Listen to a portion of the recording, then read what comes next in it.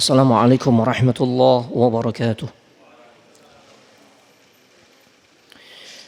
إن الحمد لله نحمده ونستعينه ونستغفره ونعوذ بالله من شرور أنفسنا ومن سيئات أعمالنا. من يهد الله فلا مضل له ومن يضلل فلا هادي له. أشهد أن لا إله إلا الله وحده لا شريك له وأشهد أن محمدا عبده ورسوله لا نبي ولا رسول بعده.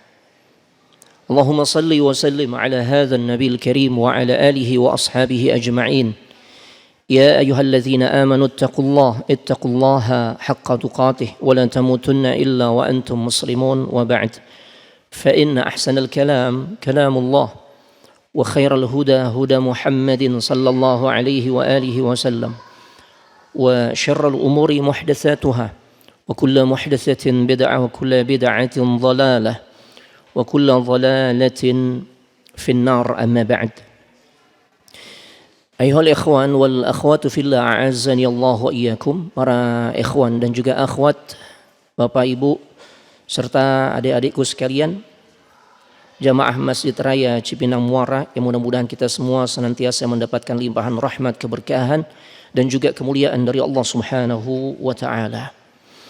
Alhamdulillah, kita sangat bersyukur kepadanya. Malam ini kita memasuki tanggal 28 Muharram 1444 Hijriah yang juga bertepatan dengan tanggal 25 Agustus 2022.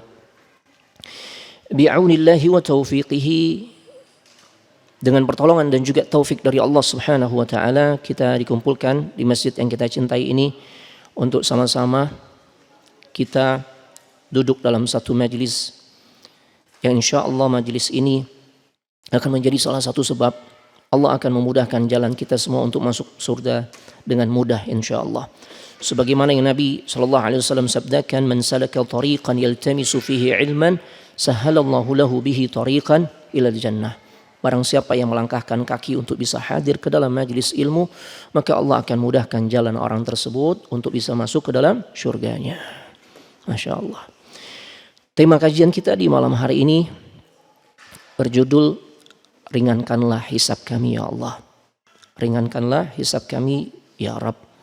Nah, hisab adalah di antara rentetan perjalanan kita nanti di alam akhirat. Jadi saat kita nanti masuk ke fase alam akhirat, di antara fase yang pasti kita akan hadapi adalah yaumul hisab. Ya. Nah, oleh karenanya fase ini amat sangat menentukan. Fase ini amat sangat menentukan tentang keadaan seseorang. Apakah dia bisa selamat untuk pada akhirnya masuk ke dalam syurga, atau justru dia masuk ke dalam nerakanya Allah Subhanahu wa taala, dan kita berlindung jangan sampai kita ini masuk ke dalam nerakanya Allah Subhanahu wa taala. Untuk bisa masuk ke dalam syurganya Allah, kita harus lolos dari berbagai macam tahapan, di antaranya al-hisab. Ya. Hisab secara bahasa itu adalah perhitungan. Ya. Secara bahasa hisab itu adalah perhitungan.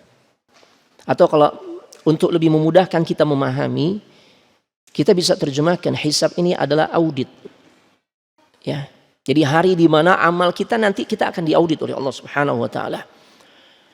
Dan fungsi dari yaumul hisab ini para ulama katakan untuk mengklasifikasikan, mengelompokkan antara amal baik dengan amalan yang buruk.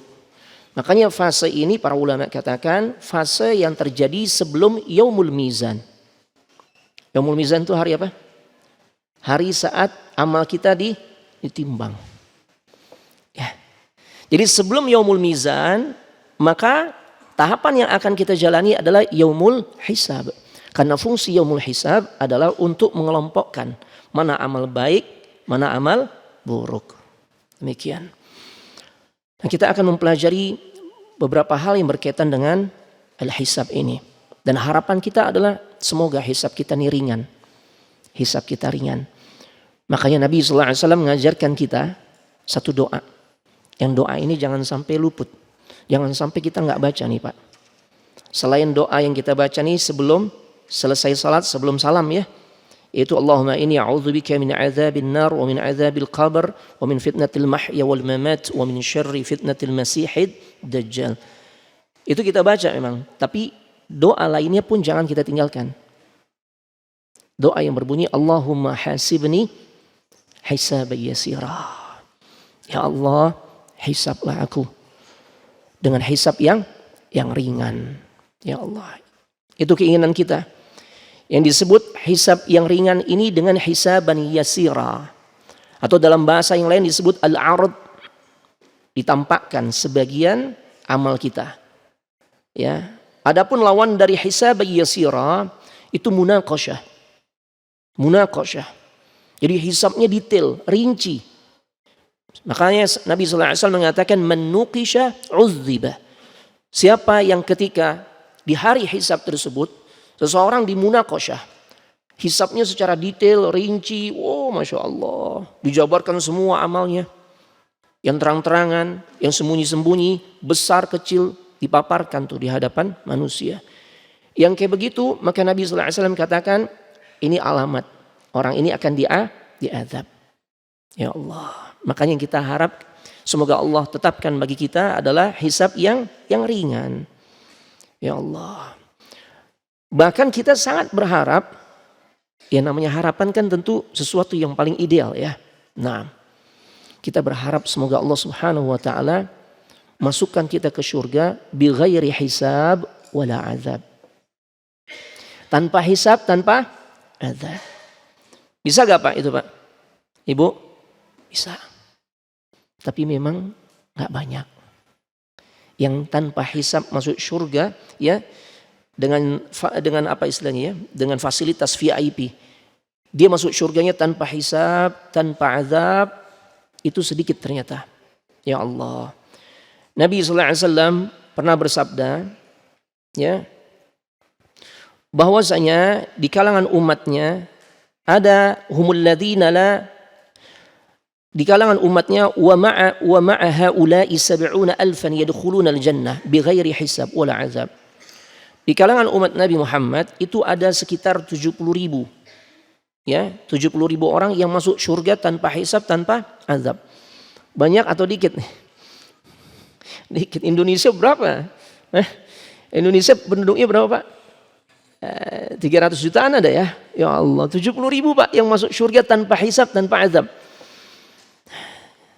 Subhanallah azim. Ya. Sahabat berapa jumlahnya Pak? 120 ribuan, ya di atas 100 ribu. Sebagian ulama sejarah mengatakan sekitar 120 ribuan. Tipis gak harapan kita? Sahabat aja ternyata enggak semuanya tuh. Kalau kita mengambil jumlah 70 ribu, ya, sedangkan jumlah sahabat sekitar 120 ribuan. Allahu Akbar. Pemikiran kita mau nyelip di mana ini? Ya Allah. Makanya Nabi sallallahu alaihi wasallam memohon kepada Allah. Fastazadtu Rabbi, aku minta kepada Rabbku agar diberikan tambahan. Fazadani, Allah berikan tambahan untuk aku. Ya, agar fasilitas untuk umatnya yang masuk surga tanpa hisab, tanpa azab itu ditambah.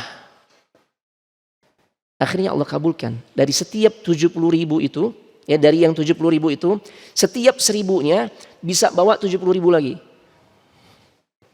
Kan 70.000. Dari yang 70.000, setiap 1.000 bisa bawa 70.000. Ya, berarti kita coba cari jumlahnya nih. Jumlah yang berapa rombongan yang nanti bisa membawa 70.000. Ya berarti setiap 1.000. Dari 70.000 setiap 1.000. Berarti kita dapati 70.000 dibagi 1.000 sekitar 70 ya. 70 ini yang nanti bisa bawa masing-masing 70.000. 70.000 kali 70 berapa? Ini pedagang atau bukan? Pedagang biasanya kalau urusan ngitung cepet ya. 70 kali 70.000 4.900.000. Ditambah 70.000 yang awal. Jadi 4.970.000. Ya. Banyak atau sedikit? Masih sedikit. Ya Allah. Tapi lumayan lah, paling tidak jumlah sahabat aja sudah terlampaui ya. Sudah terlampaui. Naam. Bagaimana ciri mereka? Humul ladzina la yatatayyarun. Mereka adalah orang-orang yang gak pernah bertatayur.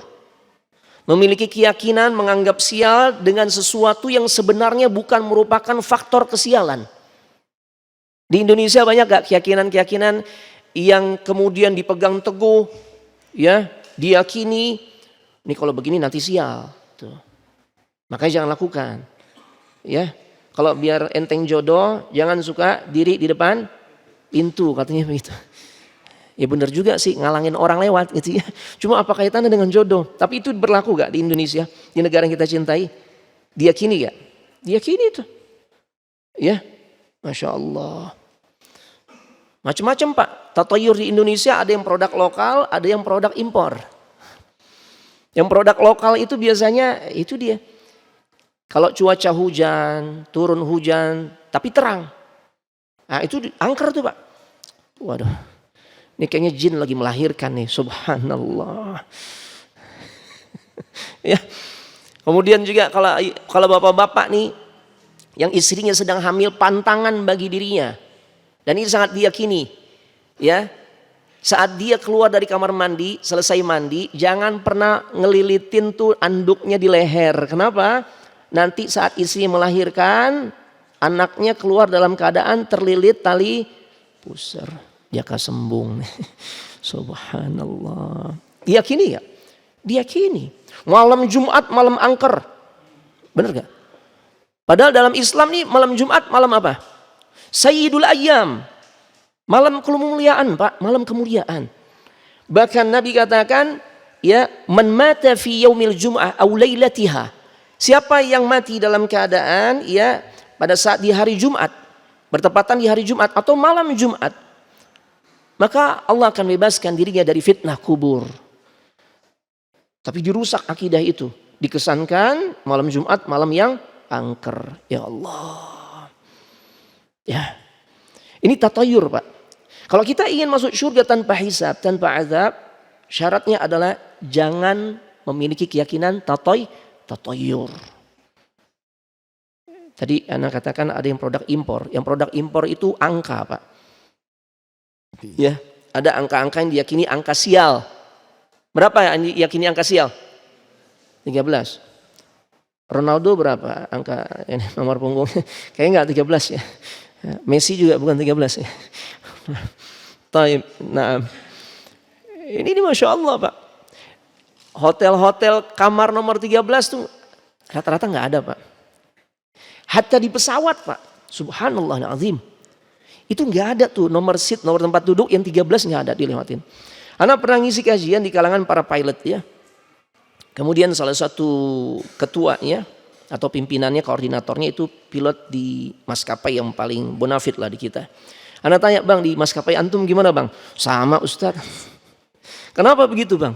Ya Allah, kan ini orang-orang pinter yang bisa bikin pesawat, yang mendirikan perusahaan penerbangan, itu orang-orang pinter. Kenapa mesti tetap mempertahankan keyakinan yang kayak begini? Apa dikatakan? Pernah kita ya putuskan nggak berpengaruh, nggak ada pengaruh lah hal itu. Kita tetap ya sediakan nomor seat 13. Cuma masalahnya terjadi keributan di kabin pesawat, di ruang di dalam pesawat. Karena banyak penumpang yang dapat nomor 13 itu nggak mau duduk di situ. Ya Allah. Ya, ini namanya tatayur. Ya Allah. Termasuk juga angka berapa yang kita nggak dapati di tombol lift saat kita naik atau masuk ke gedung bertingkat. Angka 4 ya. Angka 4 nggak ada tuh Pak. Anak kadang heran, ya Allah, hampir setiap masuk ke gedung bertingkat. Ini kan orang yang bikin gedung tuh orang pinter. Yang bikin lift juga orang pinter. Kenapa kok urusan ngitung dia nggak bisa itu ya. 1, 2, 3, 3A langsung ke. Ini bukan karena nggak bisa ngitung, karena ada keyakinan. 4 ini nomor sial, angka sial. Subhanallah. 1, 2, 3, 3A, kemudian 5. Sempit orang hidupnya Pak. Kalau punya keyakinan tatayur seperti itu. Selain merusak akidahnya, merusak tauhidnya, dia juga sulit untuk bisa merasakan kebahagiaan. Ya, dengan keyakinan-keyakinan yang seperti itu. Ya Allah. Apalagi Anda coba ngebayang ini orang kalau punya keyakinan seperti itu, yang repot saat dia punya anak banyak, lagi ngenalin sama orang-orang. Ya, nah ini anak saya yang satu, ini yang kedua, ini yang ketiga. Nah, tigaan. Dia nggak berani nyampein yang keempat. Kenapa? Sial nantinya. Subhanallahal-azim. Ini gimana nih? Subhanallah. Orang-orang yang kayak begitu nggak bisa masuk surga tanpa hisab, tanpa azab. Kemudian yang ketiga, yang kedua, wala yastarqun. Orang yang nggak dikit-dikit tuh minta diruqyah, padahal dia bisa meruqyah dirinya sendiri. Kalau minta diruqyah dalam rangka untuk mendapatkan tarbiyah, ya, pendidikan, pelatihan, pengajaran, gimana sih cara ruqyah, doanya apa aja, ayat-ayat Al-Qur'annya apa aja, bagaimana caranya, adakah metode tertentu, itu nggak apa-apa. Tapi kalau sedikit ada keluhan di badannya, akhi, ruqyahin ana dong. Nah ini tawakalnya akan bergeser, Pak. Ya. Bukan kepada Allah lagi secara maksimal, tapi kepada makhluk, kepada manusia. Ya, wala yaktawun, yang ketiga yang masuk surga tanpa hisab dan tanpa azab, yaitu orang-orang yang tidak mengambil metode pengobatan dengan cara menggunakan besi panas. Karena itu menyakiti tubuh. Dan karakter yang terakhir adalah wa 'ala rabbihim yatawakkalun. Mereka adalah orang-orang yang sangat bertawakal kepada Allah Subhanahu wa taala. Masya Allah. Taib. Ini luar biasa Bapak Ibu jamaah sekalian, semoga dimuliakan oleh Allah Subhanahu wa taala. Jadi jumlahnya 4.970. 4.970.000. Nah, ya. Akan tetapi Bapak Ibu jamaah sekalian, semoga dimuliakan oleh Allah Subhanahu wa taala, ya. Ada berita gembira. Ternyata Allah Subhanahu wa taala menambahkan lagi fasilitas bagi umat Nabi Muhammad yang bisa masuk surga tanpa hisab, tanpa azab. Dan hadis ini dikeluarkan oleh Imam Al-Tirmidzi dan dinyatakan oleh Al-Imam Ibnu Hajar Al-Asqalani dengan sanad yang hasan. Artinya kalau sanadnya hasan berarti ini hadis makbul, bisa diterima. Ada tambahan lagi nih fasilitas buat kita umat Nabi Muhammad agar bisa masuk surga tanpa hisab, tanpa azab, ya. Berapa lagi tambahannya? Wa salasu hasayatin min hasayati rabbi. Ya Allah. Tambahannya adalah 3 genggaman Rabbku. Oh. Allah alam jumlahnya, kita nggak tahu. Tapi yang jelas 3 genggaman Rabb. Kita berharap nih. Ya, ini kaitannya dengan tauhid al-asma was sifat. Ya, nah. Tapi berkaitan dengan hisab. Kita berharap hisab kita ini ringan. Makanya tadi doa yang jangan sampai kita lewatkan. Allahumma hasibni hisaban yasira. Kemudian agar kita bisa mendapatkan fasilitas diringankan hisab kita, maka hisablah diri kita sejak sekarang. Ya. Di antara dalil yang menunjukkan Allah Subhanahu wa taala memerintahkan kita untuk menghisab diri kita dari sejak sekarang, itu di antaranya ada di dalam surah Al-Hasyr. Ya. Surah Al-Hasyr, surah ke-59 ayat ke-18. Ya ayyuhalladzina amanu taqullaha wal tanzur nafsum ma qaddamat lighad. Ya, wahai orang-orang yang beriman, bertakwalah kalian semua kepada Allah. Dan hendaklah setiap jiwa di antara kalian, ya, itu memperhatikan apa yang telah diperbuat untuk persiapan menghadapi kehidupan akhirat. Ini muhasabah gak? Muhasabah.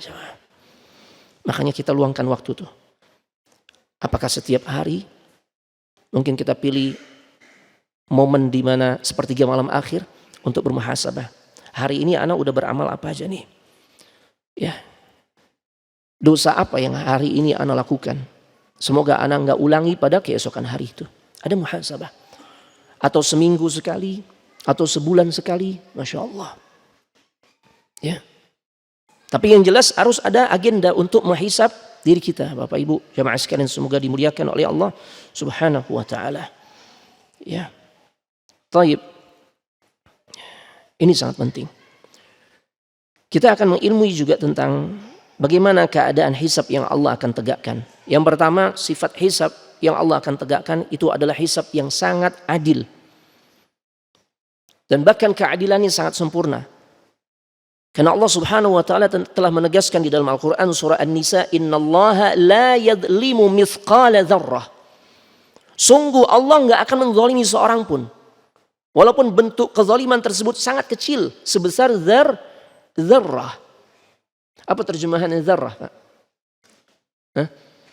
Kalau kita biasa terjemahan zarrah, Pak, biji sawi gitu ya. Ya. Sebagian ulama mengatakan zarrah ini adalah anak semut, Pak. Semut udah kecil, anaknya. Subhanallah azim. Atau sebagian ulama mengatakan zarrah ini adalah sesuatu yang berterbangan. Ketika kita membuka tirai atau jendela rumah kita di pagi hari, cahaya masuk, kita lihat ada sesuatu yang berterbangan tuh, kecil-kecil tuh. Itu zarrah. Artinya sesuatu yang sangat kecil pun sesungguhnya Allah Subhanahu wa taala tidak akan pernah melakukan kezaliman. Termasuk di dalam perkara penegakan hisab. Jadi benar-benar seadil-adilnya dengan keadilan yang sangat sempurna. Ya. Makanya Allah abadikan juga tuh perkataan dari Luqman. Ya. Di dalam surah Luqman ayat ke-16. Allah katakan, "Ya bunayya, innaha in taku mithqala habbatin min khardalin, fatakun fi sakhrah, aw fis samawat, aw fil ardi, ya'ti biha Allahu innallaha latifun khabir." Luqman berkata kepada anaknya, "Wahai anakku, sungguh jika ada satu perbuatan sebesar zarrah, udah gitu tuh perbuatan tersimpan di dalam sebuah batu, tersembunyi di dalam sebuah batu, sakhrah, ya, atau dilempar ke atas langit sampai keluar angkasa, ya Allah, atau dia dipendam di dalam bumi, kata beliau, niscaya Allah akan memberikan balasannya. Ya Allah.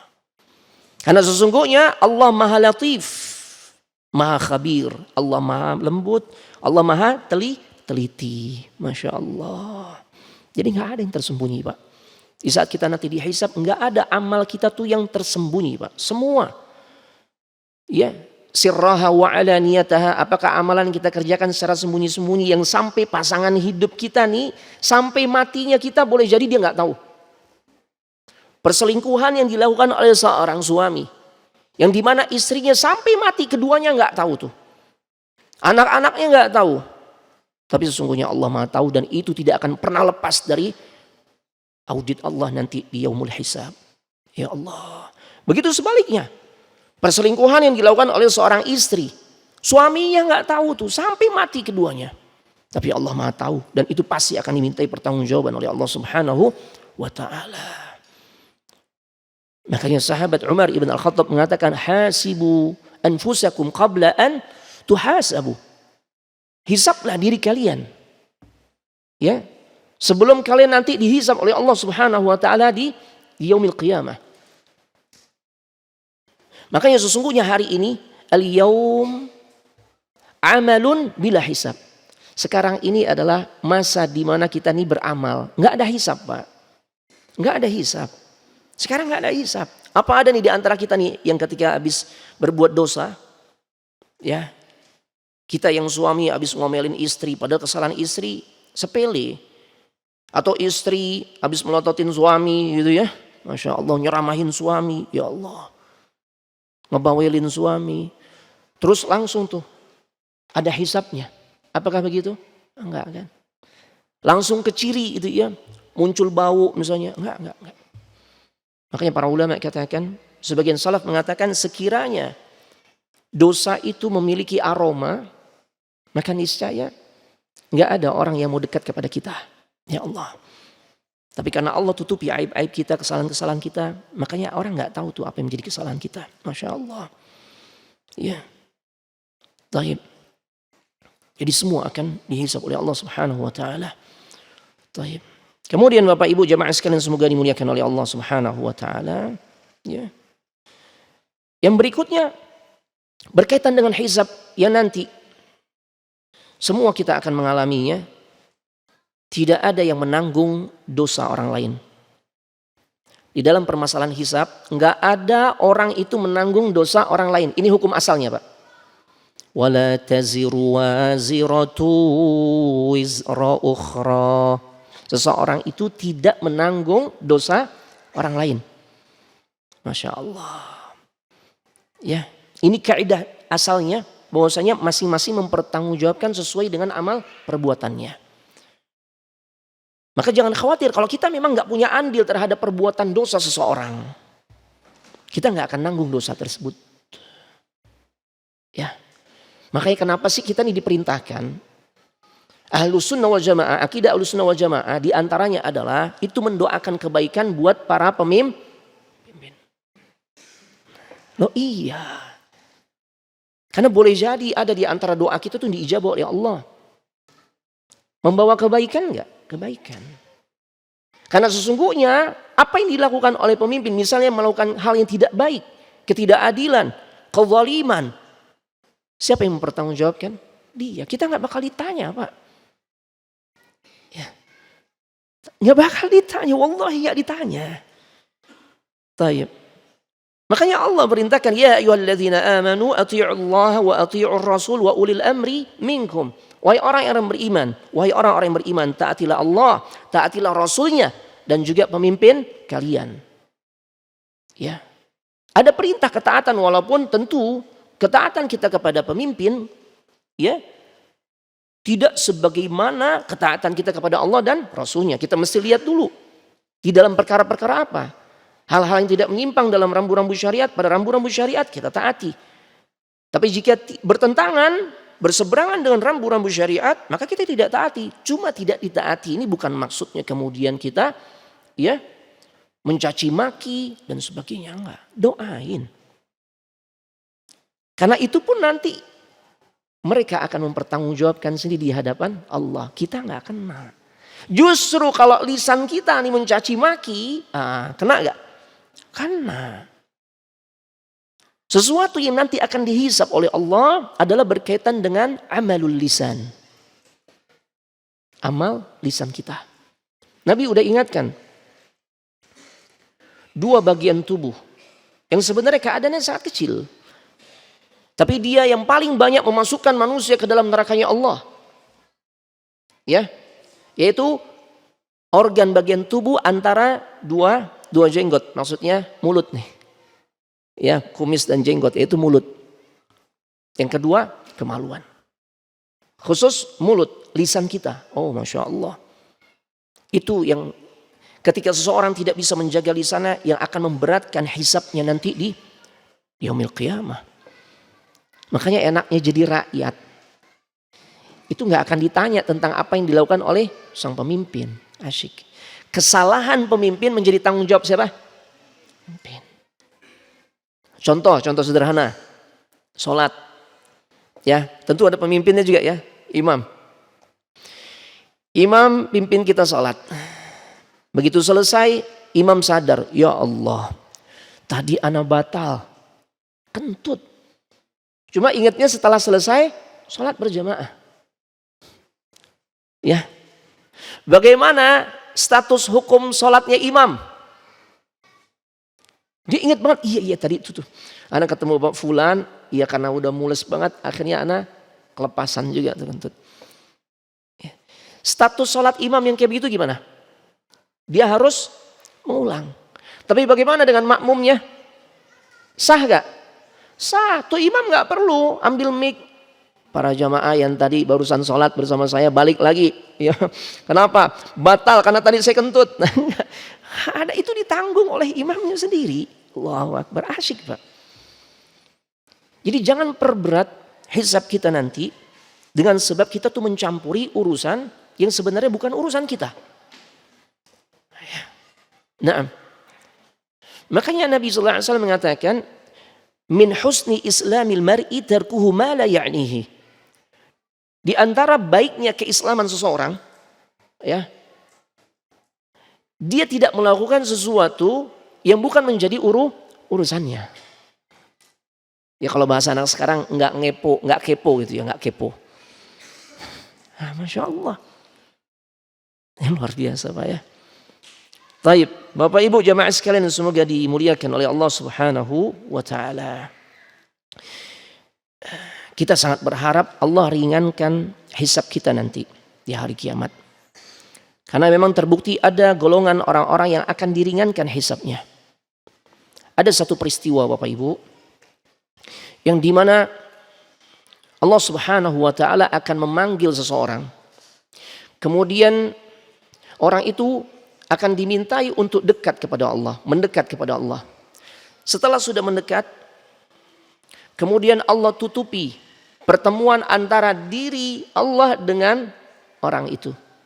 Ditutupi di sekitar ya, di sekitarnya, di sekelilingnya, dan kemudian di bagian atasnya pun ditutup. Ya. Sehingga pertemuan tersebut menjadi pertemuan yang rahasia. Makanya dikatakan peristiwa ini disebut sebagai peristiwa An-Najwa. Ya. Peristiwa rahasia. Atau dalam terjemahan bebasnya, terjemahan letterlocknya maaf. Najwa itu sebenarnya bisikan. Ya. Tapi kalau dimaksudkan dengan kondisi saat ada orang yang dipanggil oleh Allah, didekatkan dengan Allah, ya, kemudian pertemuan tersebut dibuat secara tersembunyi, nggak ada orang lain tahu. Ini An-Najwa. Kemudian Allah Subhanahu wa ta'ala mulai memperlihatkan apa yang pernah diperbuat oleh orang tersebut. Ata'rifu dzamba kadza? Ya Allah, kamu tahu nggak ini dosa siapa? Ya. Ata'rifu dzamba kadza? Ini boleh jadi ini dosa yang selama ini nggak pernah terungkap, Pak. Makanya hati-hati, Pak. Jangan merasa kita nih aman. Kenapa? Kesalahan anak nggak terungkap. Ya Allah. Nanti di hadapan Allah itu pasti akan terungkap. Ya. Allah cuma paparkan sedikit saja tuh. Dosa orang tersebut. Ata'rifu dzamba kadza? Kamu tahu dosa ini? Maka dia berkata, "Na'am ya Rabbi, itu dosaku." Ya Allah. Wa dhanna annahu qad halak. Kama qala. Dan dia kemudian mengira dan sangat yakin bahwasanya nggak lama lagi dia akan binasa. Kenapa? Karena Allah sudah paparkan tuh apa yang pernah dia perbuat yang dimana orang lain nggak tahu. Allah perlihatkan. Ya Allah. Tapi di saat orang tersebut merasa resah, gelisah, dirinya nggak akan selamat. Apa kata Allah? Satartuha 'alaika fid dunya. Bukankah aku sudah tutupi aib-aibmu, dosa-dosamu yang banyak saat di dunia? Kan aku sudah tutupi. Wa ana aghfiruha lakal yaum. Hari ini aku ampuni semua dosamu. Ya Allah. Inilah yang disebut dengan hisaban yasira. Ya, ini hisaban yasira. Taib. Nah, kembali kepada kaidah tadi, jadi seseorang tidak menanggung dosa orang lain. Ya, di antara dalilnya adalah tadi wala taziru waziratu wizra ukhra. Kemudian Al-Ankabut ayat 13. Wala yahmilunna athqalahum wa athqalam ma'a athqalihim wala yus'alunna yawmal qiyamati amma kanu yaftarun. Dan mereka benar-benar akan memikul dosa-dosa mereka sendiri. Ya, naam. Mereka akan memikul dosa-dosa mereka sendiri. Dan kemudian di kelanjutan ayat tersebut Allah katakan dan juga dosa-dosa yang lain bersama dosa mereka pada hari kiamat. Nah, yang seperti apa nih? Berarti kelanjutannya kan ada juga seseorang memikul dosa orang lain. Jika dosa yang dilakukan oleh seseorang kita memiliki andil di dalamnya. Tuh. Ya. Makanya kalau misalnya dalam sebuah keluarga orang tuanya baik, saleh, tapi anaknya justru sebaliknya, kufur. Dan orang tuanya sudah menunaikan kewajibannya menyampaikan kebaikan, nasihat-nasihat, bimbingan-bimbingan agama kepada anaknya. Maka kembali kepada hukum asal, wala taziru waziratu wizra ukhra. Tapi kalau tuh orang tua memang enggak menunaikan apa yang menjadi kewajibannya. Tuh. Ya pastinya kembali kepada ayat ini. Ya. Dia juga akan memikul dosa orang lain bersama dosa mereka. Kenapa? Dia punya andil terhadap dosa itu. Ya, makanya tergantung Ustadz gimana nih Ustadz yang anak-anak kok jadi begini. Bagaimana selama ini pendidikan agama yang kita berikan? Kita udah maksimal ternyata anak menyimpang. Allah Maha Adil. Bukankah Nabi Nuh alaihissalam beliau telah mendakwahi keluarganya. Semua anak-anaknya, istrinya pun demikian. Tapi Allah takdirkan lain, salah satu putranya yang sebagian mufassirin menyebutkan namanya siapa? Kan'an menyimpang. Ya, dalam kondisi seperti itu apakah Nabi Nuh alaihissalam akan dimintai pertanggungjawaban oleh Allah? Tidak. Kembali kepada kaidah asal, wala taziru waziratu wizra ukhra. Karena Nabi Nuh alaihissalam telah menunaikan kewajiban beliau sebagai orang tua. Ya, Masya Allah. Itu jemaah. Ini penting untuk kita ilmui. Masuk Isya. Ini gimana konsep kajiannya? Azan dulu. Taib, kita azan sementara ya. Assalamualaikum warahmatullahi wabarakatuh. Bismillah. Assalamualaikum warahmatullahi wabarakatuh. Bismillah, alhamdulillah, wassalatu wassalamu ala rasulillah. Bapak Ibu jamaah sekalian, semoga dimuliakan oleh Allah Subhanahu wa taala. Di antara bentuk keadilan Allah yang begitu sempurna di dalam yaumul hisab adalah ketika Allah menghadirkan para saksi di dalam persidangan Allah. Ya. Siapa saja yang menjadi saksi di hari tersebut? Yang pertama adalah Allah. Allah yang menjadi saksi bagi kita semua. Innallaha kana ala kulli syai'in syahida. Ya, sungguh Allah akan menjadi saksi atas segala sesuatu. An-Nisa ayat 33. Kemudian juga yang menjadi saksi adalah para rasul. Ya, para rasul itu menjadi saksi. Ini manusia-manusia pilihan Allah yang terpercaya pun akan menjadi saksi. Fa kaifa idza ji'na min kulli ummatin bi syahid wa ji'na bika ala haula'i syahida. Ya Allah. Saat itu Abdullah bin Mas'ud sedang baca Al-Quran surah An-Nisa. Sampai pada ayat ini Nabi katakan hasbuk, hasbuk, cukup, cukup wahai sahabatku Abdullah bin Mas'ud. Karena bagi beliau ini sesuatu yang berat. Dan bagaimanakah keadaan orang-orang kafir nanti? Kata Allah, jika kami akan datangkan seorang saksi dari kalangan Rasul pada setiap umat dan kami akan datangkan engkau ya Muhammad sebagai saksi atas mereka. Bagi Rasul ini sesuatu yang berat. Maka beliau pun menangis, fabaka. Ya, taib, hasbukal an, cukup wahai Abdullah bin Mas'ud. Kemudian Abdullah bin Mas'ud mengatakan, faltafattu ilaih. Lalu aku melihat wajahnya Nabi SAW.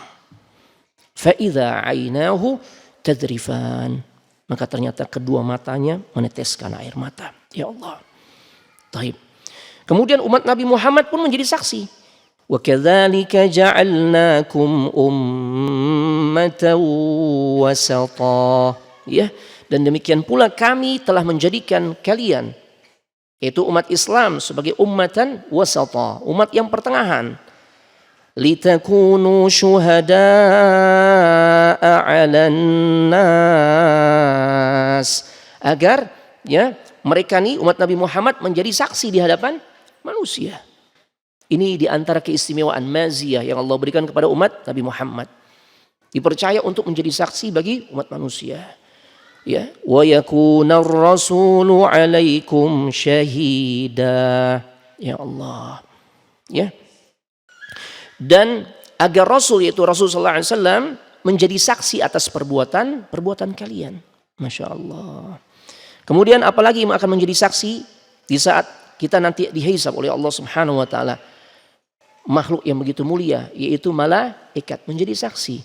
Wa yaqulul ashhadu ha'illadzina kadzabu ala rabbihim. Dan para saksi akan berkata, orang-orang inilah yang telah berbohong kepada Rabb mereka. Ya. Ala la'natullahi 'alal zalimin. Ingatlah, kata Allah, laknat Allah itu akan ditimpakan kepada orang-orang zalim. Saksi di dalam ayat ini yang dimaksud adalah para malaikat. Ya. Kemudian saksi berikutnya apa? Anggota tubuh kita. Al-yawma nakhtimu ala afwahihim wa tukallimuna aydihim wa tashhadu arjuluhum bima kanu yaksibun. Pada hari itu kami tutup, kata Allah, mulut-mulut mereka. Ya Allah, manusia mulutnya ditutup, nggak bisa bicara. Karena mulut ini yang sering memberikan kesaksian palsu. Makanya ada ungkapan lidah tidak bertulang. Sering berkelit, bukti-bukti sudah dibeberkan. Tapi masih juga dengan lisannya dia memalingkan dari hakikat yang sebenarnya. Masya Allah. Maka didikan saksi apa? Tangan mereka nanti yang akan berbicara. Dan juga kaki mereka tuh yang akan memberikan kesaksian. Ya, apa saja yang sudah kita perbuat dengan tangan ini. Ya Allah, berat jemaah. Berat. Ya. Karena kalau kita yang hidup di zaman sekarang, ini tangan punya peranan besar nih. Menjadikan manusia terpuruk keadaannya nanti di akhirat. Ketika dia tidak bertobat kepada Allah. Karena dengan sentuhan jarinya banyak gak maksiat yang diperbuat oleh seorang manusia. Ya kan? Dia ngeklik apa tuh? Di medsos. Ya, atau di HP-nya. Atau dia share apa? Dia tonton apa? Itu dengan tangannya ya. Tangannya Pak. Ya Allah, berat Pak. Ya. Makanya menjadi saksi, kaki, bahkan kulit pun. Kaki, tangan, kulit demikian. Kulit menjadi saksi Pak. Wa qalu li juludihim lima syahidtum alaina. Orang-orang yang sedang dihisab dengan hisab yang berat. Mereka tuh mempertanyakan, ya, kenapa nih kok kulitnya itu justru bersaksi untuk dirinya. Mengapa kalian tuh menjadi saksi terhadap kami tuh? Ya Allah. Maka apa yang terjadi Bapak Ibu jemaah sekalian semoga dimuliakan oleh Allah Subhanahu wa taala. Kulit ini berbicara, dia katakan, qalu antaqana Allah. Mereka berkata, ya, yang membuat kami bisa bicara sehingga bisa memberikan kesaksian untuk kalian adalah Allah. Alladzi antaqa kulla syai'. Dia juga yang membuat segala sesuatu itu mampu berbicara. Enggak cuma kulit berarti. Wa huwa khalaqakum awwala marratin wa ilaihi turja'un. Kata Allah, dan dialah yang menciptakan kalian dari pertama kali. Dan hanya kepadanya lah kata Allah kalian semua akan dikembalikan. Ya Allah. Berat Pak hari tersebut. Ya. Hal apa saja yang dimana kita akan dihisap oleh Allah. Makanya kalau kita nggak persiapkan bekal dari sekarang berat Pak hisap kita. Di antaranya adalah tentang nikmat. Allah katakan, wa in ta'uddu ni'matallahi la tuhsuha. Jika kalian mencoba untuk menghitung nikmat Allah, maka niscaya nggak akan pernah kita bisa menghitungnya saking banyaknya. Dan para mufassirin mengatakan nikmat Allah yang tidak akan pernah mungkin siapapun kita menghitungnya adalah nikmat yang Allah berikan padahal sebenarnya kita nggak minta. Allahu Akbar. Ayo kita buktiin deh. Siapa yang semalam sebelum tidur ya mengatakan kepada Allah, ya Allah bangunkan esok hari diriku dalam keadaan masih bisa membuka kedua mata, masih bisa menggerakkan kedua tangan, melangkahkan kedua kaki, jantung ini masih bisa berdetak ya Allah, paru-paru bekerja dengan baik, otot juga bekerja dengan baik, otak berfungsi, aliran darah lancar dan sebagainya. Ada di antara kita yang minta kepada Allah dengan permintaan sedetail itu? Nggak ada. Detik ini Allah berikan ya. Padahal kita nggak minta. Betul. Kalau Allah katakan jika kalian mencoba menghitung nikmat Allah, la tuhsuha, nggak akan pernah kita bisa menghitungnya. Karena ternyata nikmat Allah yang nggak akan pernah bisa siapapun menghitungnya adalah nikmat yang Ia berikan, walaupun sebenarnya kita nggak minta. Dan itu nanti akan dimintai pertanggungjawaban oleh Allah Subhanahu Wa Taala. Khususnya diantaranya apa? Yang Nabi ingatkan, ni'matani maghbunun fihima katsirun minan nas. Dua nikmat yang dimana banyak manusia melalaikannya. Dia baru sadar ketika nikmat tersebut hilang. Yang pertama as-sihhatu wal faragh, nikmat sehat dan nikmat waktu luang. Allahu Akbar. Ya, ana percepat. Bagaimana para salaf kita terdahulu? Ada seorang ulama namanya Ubaid ibn Ya'ish. Beliau salah satu guru Imam Bukhari dan juga Imam Muslim. Ini luar biasa Pak. Salah satu gurunya Imam Bukhari dan juga Imam Muslim. Ubaid ibn Ya'ish. Bagaimana beliau tahu persis nilai waktu luang. Itu pasti akan dihisap oleh Allah. Makanya beliau gak pernah mau menyanyiakan dalam kehidupannya. Ini ulama hadis. Beliau katakan, aqamtu 30 sana ma akaltu biyadi.